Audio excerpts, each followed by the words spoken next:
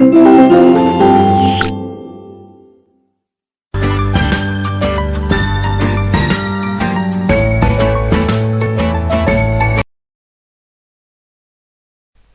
प्यारे बच्चों, मैं विशाल शर्मा आप सभी का स्वागत करता हूं आपकी एसएसटी सोशल साइंस क्लास में। Today we started chapter number 5 the realms of earth. आज हम अर्थ के कंपोनेंट्स के बारे में बात करेंगे। चलिए सबसे पहले शुरू करते हैं आज का टॉपिक प्यारे बच्चों। Now we know that the earth is the only known planet of the solar system where life exist. आप सभी जानते हैं कि पृथ्वी एकमात्र ग्रह है जहां पर हम अपना जीवन जी सकते हैं। Life in possible on the earth because on suitable conditions. कुछ सर्टेबल कंडीशंस है दैट प्रिवेल हेयर, जो यहाँ पर हमें बताई गई है।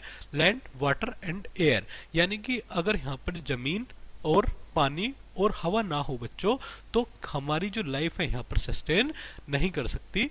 These three components of the environment are called the lithosphere, hydrosphere and the atmosphere, जिसे हम हिंदी में स्थल मंडल, जल मंडल और वायुमंडल बोलते हैं। All these three together create ideal condition for supporting life. ये सभी हमें आइडियल कंडीशन देते हैं और इसी को हम बायोस्फीयर के नाम से जानते हैं। Bio means life, all forms of life originate and grow in the biosphere, यानी कि सभी जीवित जो प्राणी हैं वो बायोस्फीयर में सर्वाइव करते हैं। चलिए सबसे पहले हम पढ़ेंगे लिथोस्फीयर के बारे में। लिथोस्फीयर जिसे हम जानते हैं किस नाम से, स्थल मंडल के। लिथोस मीन्स स्टोन यानी कि पत्थर, सो लिथोस्फीयर मीन्स द रिलिम और domain of stone.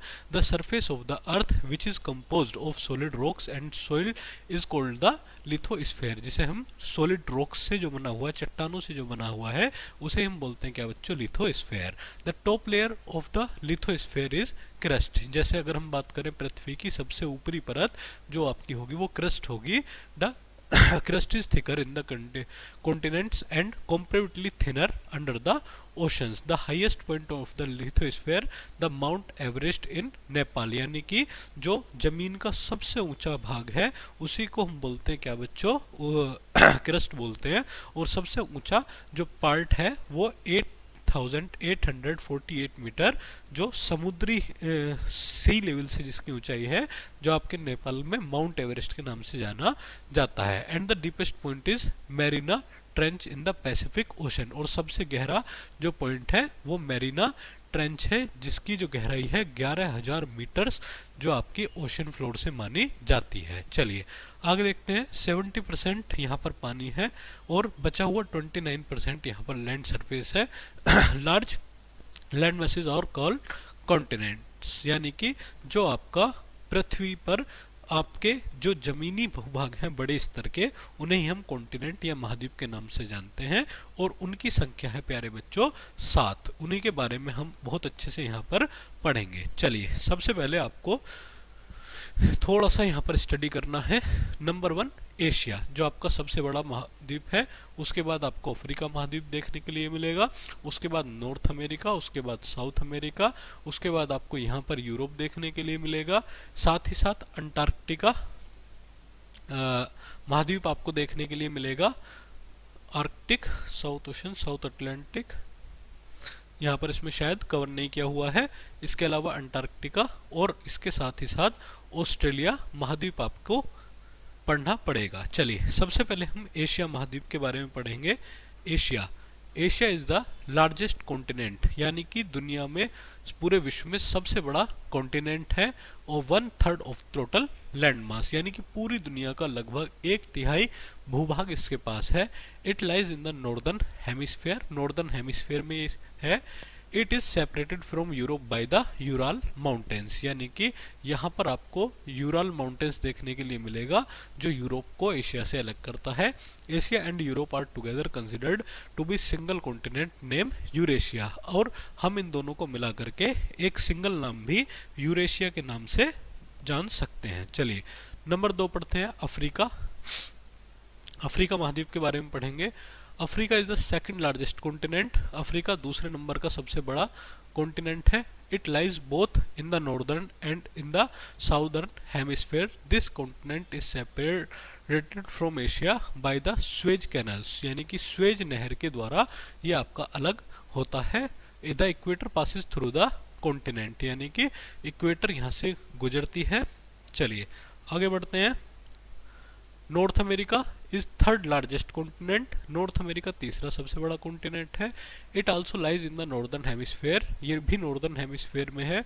It is separated from South America by the Panama canal, Panama canal से ये साउथ अमेरिका से अलग होता है। नेक्स्ट पढ़ते हैं। South America is completely situated in the southern hemisphere, ये पूर्णतया साउदर्न हेमिस्फेयर में है। It is also surrounded by the oceans from all sides except in the north where it is separated from the north America by the isthmus of Panama, यानी कि Panama जल संधि के द्वारा ये नॉर्थ अमेरिका से अलग होता है। नेक्स्ट पढ़ते हैं बच्चों Europe. Europe lies in the northern hemisphere, Europe northern hemisphere में लाइज करता है।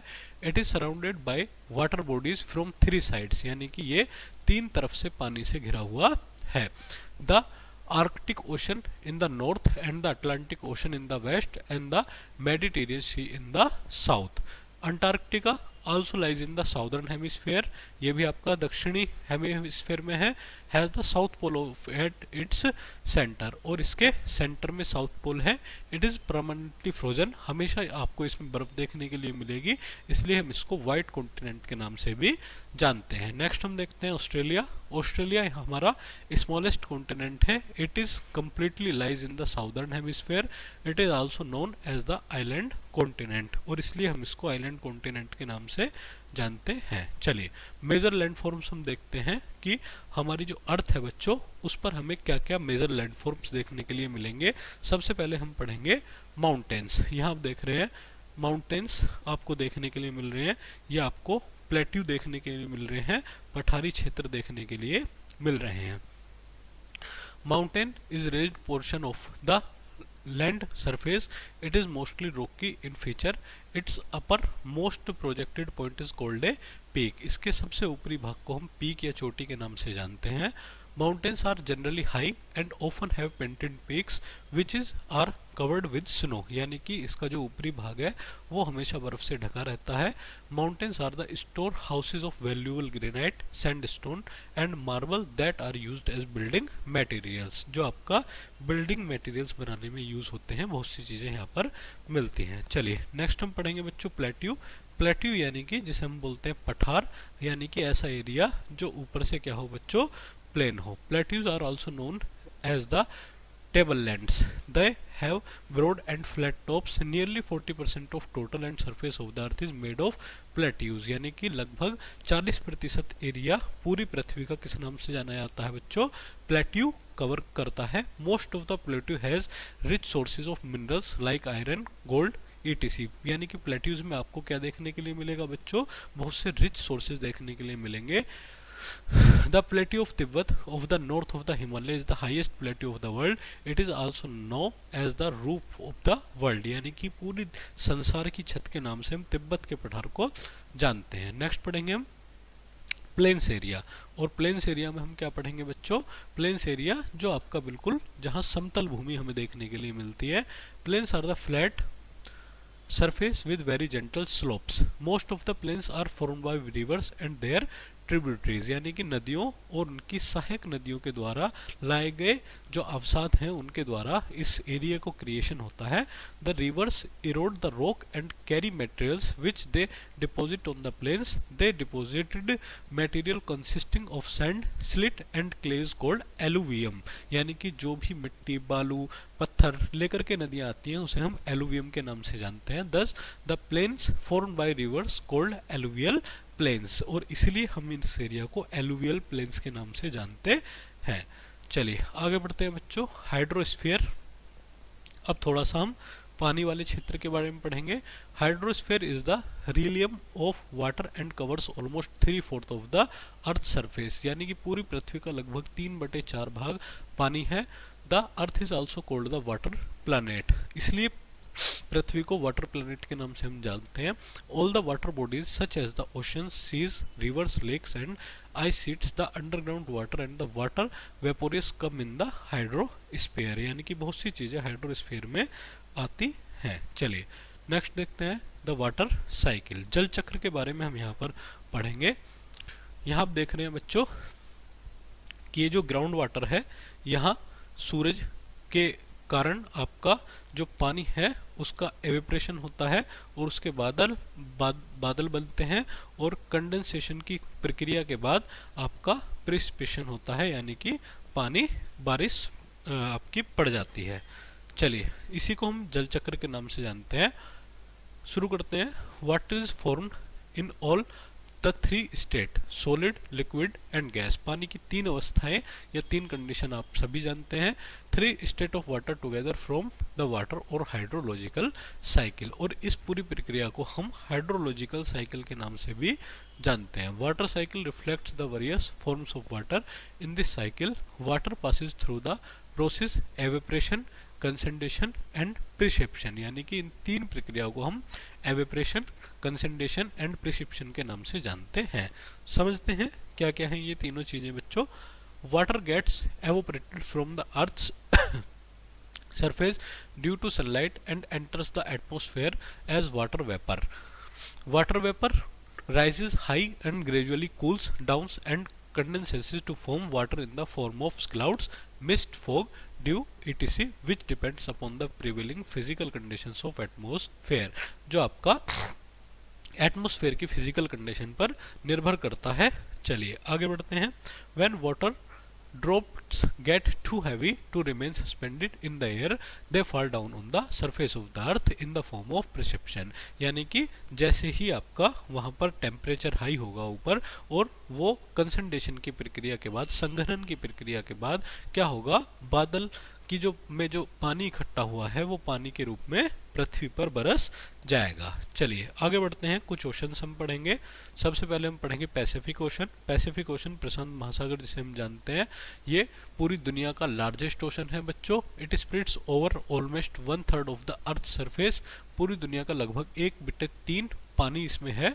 It has Asia and Australia on the west and North America and South America on the east, और साउथ अमेरिका के east में ये है। The Atlantic ocean second largest ocean है पूरे वर्ल्ड में। It is nearly half the size of Pacific ocean.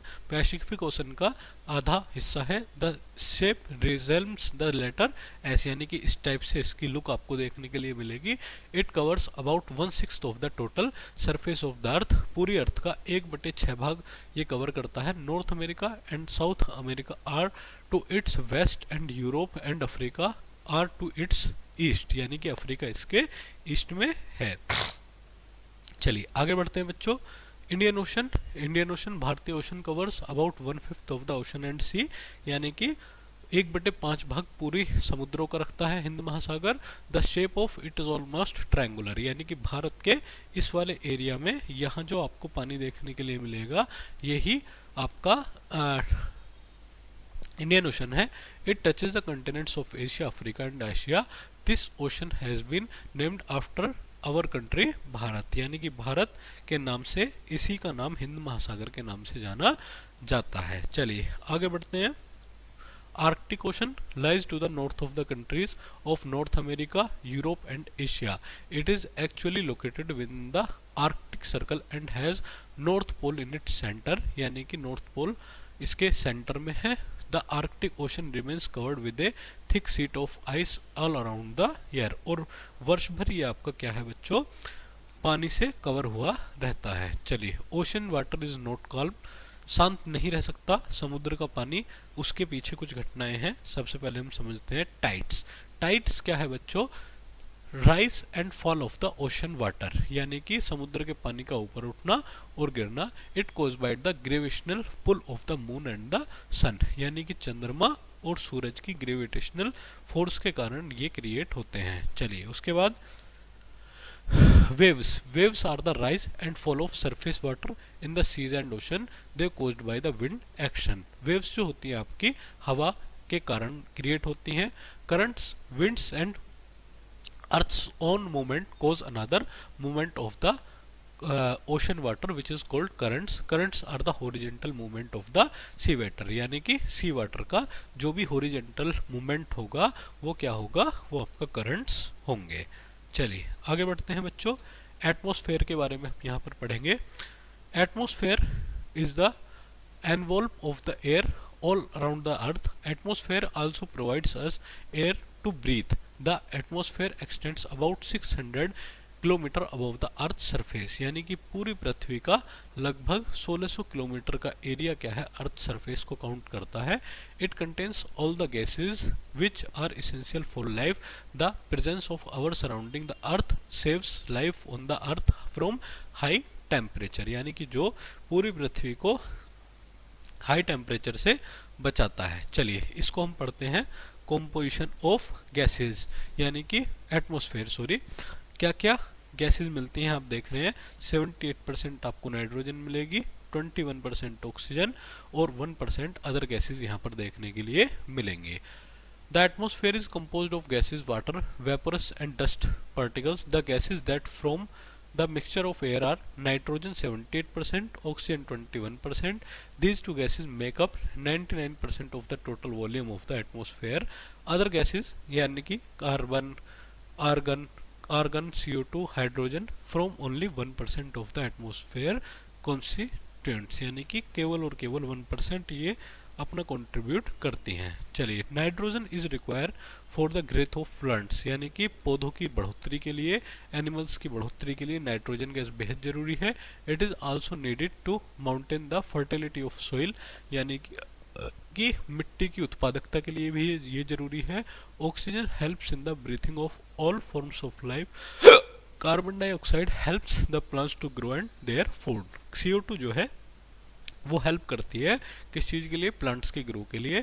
The atmosphere also has another gas called ozone, यानी कि इसके अलावा पूरी पृथ्वी के एक एटमॉस्फेयर में ओजोन गैस होती है जो सन से आने वाली हार्मफुल रेडिएशन को रोकती है। इसके अलावा besides the gas, water vapours are also present in the atmosphere. Water vapours atmosphere में क्रिएट होते हैं। Dust particles are also important because they are responsible for the formation of clouds, fog and smog, यानी कि जो आपका dust particle fog से, cloud से और स्मोग से बनते हैं। चलिए आगे बढ़ते हैं। Layers of atmosphere, there are 5 distinct layers of atmosphere. 5 different atmosphere हमें देखने के लिए मिलेंगी।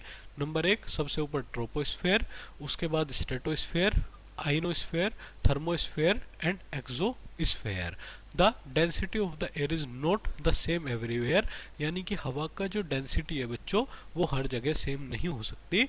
It is highest near the surface of the earth and gradually decreases rapidly we go up upwards, यानी कि जैसे जैसे हम पृथ्वी से ऊपर जाते रहेंगे हवा यानी कि CO2 की मात्रा या अदर गैसेस की मात्रा भी कम हो जाएगी। All the human activities and weather changes take places in the lowest layer that is troposphere of the atmosphere, और जिसे हम एटमॉस्फेयर के नाम से जानते हैं। ट्रोपोस्फेयर का सबसे निचला पॉइंट है। चलिए समझते हैं इसके बारे में।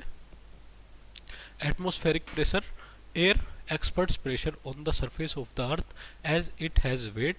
We do not feel the weight of the air, हमें हवा का वजन कभी महसूस नहीं होता।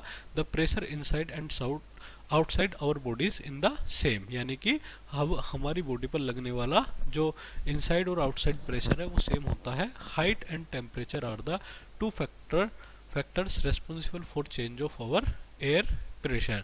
The higher and warmer regions have lower pressure. The air gets thinner as one goes higher, thus the air pressure decreases. In warmer regions the air expands and becomes light, creating lower pressure. These differences of air pressure between two areas make the air flow from high pressure areas to low pressure areas, यानी कि जो हवा चलती है high pressure से low pressure की तरफ चलती है। चलिए नेक्स्ट पढ़ते हैं हम। Biosphere, biosphere is the most important sphere of the earth where all the other spheres, lithosphere, hydrosphere and atmosphere come in contact with each other. It is a sphere where all living things exist, यानी कि जहाँ पर सभी living things exist करती हैं। In biosphere we find living organisms ranging from bacteria to large whales. Plants and animals also vary in their size and shapes. Biosphere fulfils all the requirements and provides a suitable environment, यानी कि biosphere जो है वो आपको एक suitable environments और habitat where they can grow comfortably, यानी कि जहां हम बड़े कंफर्टेबल के साथ रह सकते हैं, वो एनवायरनमेंट हमें प्रोवाइड करता है। चलिए आगे बढ़ते हैं बच्चों।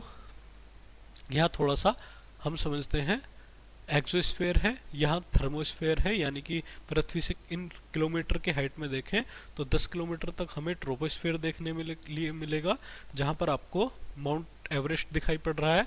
उसके बाद 20 किलोमीटर तक हमें ओजोन गैस जिसमें मिलेगी, इसे हम स्ट्रेटोस्फीयर बोलते हैं। उसके बाद 40 किलोमीटर तक यहाँ आपको स्ट्रेट पाउज मिलेंगे। उसके बाद 40 से ऊपर 80 किलोमीटर तक यहाँ आपको मेसोस्फीयर मिलेगा, और उसके बाद आपको 100 किलोमीटर तक थर्मोस्फीयर मिलेगा। चलिए आगे बढ़ते हैं।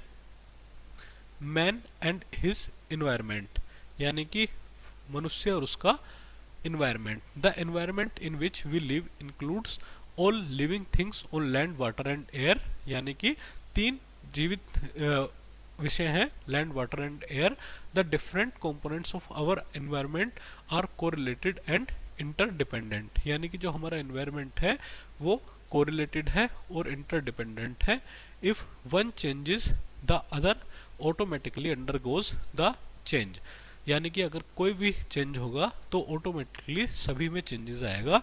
As the human population is increasing very fast, जैसे कि आप सभी जानते हैं कि जो ह्यूमन पॉपुलेशन है वो बहुत तेजी से बढ़ रही है। The demand for food, fuel, clothes, houses, ये सभी बढ़ रही है तेजी से। To meet these demands we are cutting down trees, यानी कि इन डिमांड की पूर्ति के लिए हम पेड़ों को काट रहे हैं, फॉरेस्ट्स को साफ कर रहे हैं। So human beings interfere and create imbalance the plant kingdom and animal kingdom, और इसी कारण जो है आपका प्लांट किंगडम में और एनिमल किंगडम में जो इम्बैलेंस क्रिएट हो गया है।